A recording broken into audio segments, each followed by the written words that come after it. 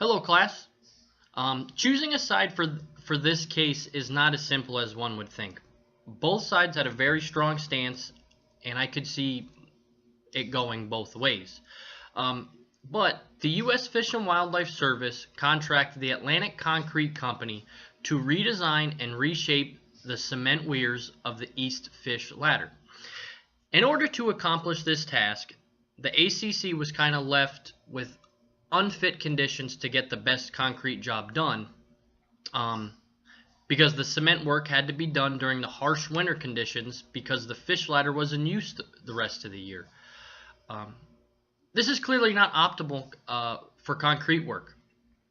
So the gates upstream were supposed to seal the water off and keep the area dry for the concrete to set. Well, the ACC failed to seal and it did not work as advertised, not allowing the concrete to properly set, which resulted in water pH changing and concrete debris periodically going downstream. After completion, the ACC filed a suit to $200,000 more for repairs of the already contracted $850,000 contract. That's a lot of money for concrete work, in my opinion. With this case, even though the ACC has a credible stance, I could not side with them, meaning I side with the U.S. Fish and Wildlife Service for this case. This may stem from a few reasons. I think being a part of a labor force most of my career where you have to get the job done and it has to be done well, or you have to just redo it. And then business ethics.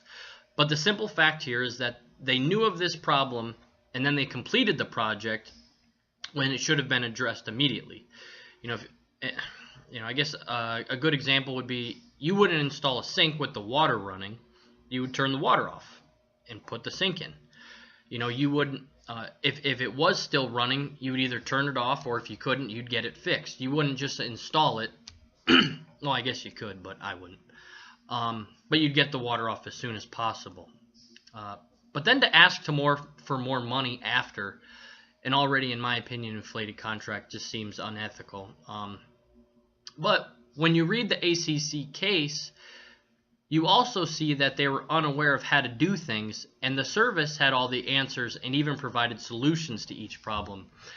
What this shows to me is they just didn't have a work relationship or any sort of relationship at all, where a project manager could have simply just went up to one of the Fish and Wildlife Service members and said, "Hey, we don't know how to seal this thing off. Can we get your help?" Or any other action other than completing it and just saying it's done and then filing a suit.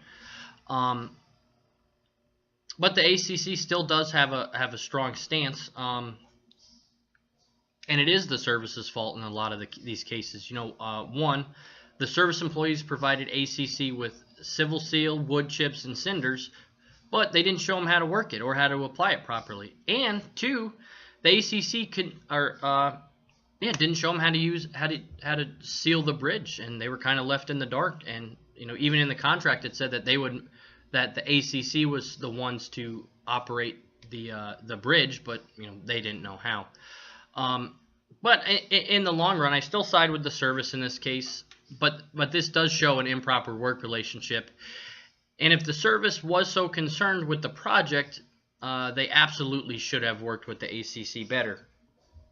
But in no case should a project that costs nearly $1 million of taxpayer money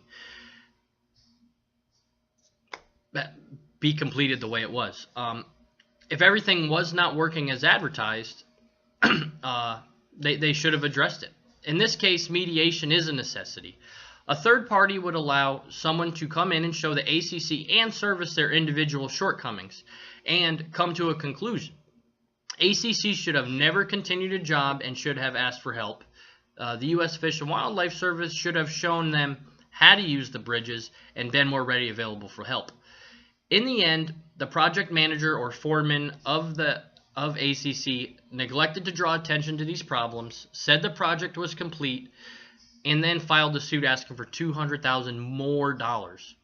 At the same time, though, from the Fish and Wildlife, their perspective, who signs off on a deal without inspecting the work? If this is an $850,000 project, you would assume that someone would have looked at it and signed off on it, or seen it through the steps. Like, hey, you got step A, we tore it out. Step B, we fixed it. Step C, it's drying. Step D, let the water in. Like, you would think that there'd be a sign off, like check, check, check, check, but it never happened. So that's a huge fail for the U.S. Fish and Wildlife Service.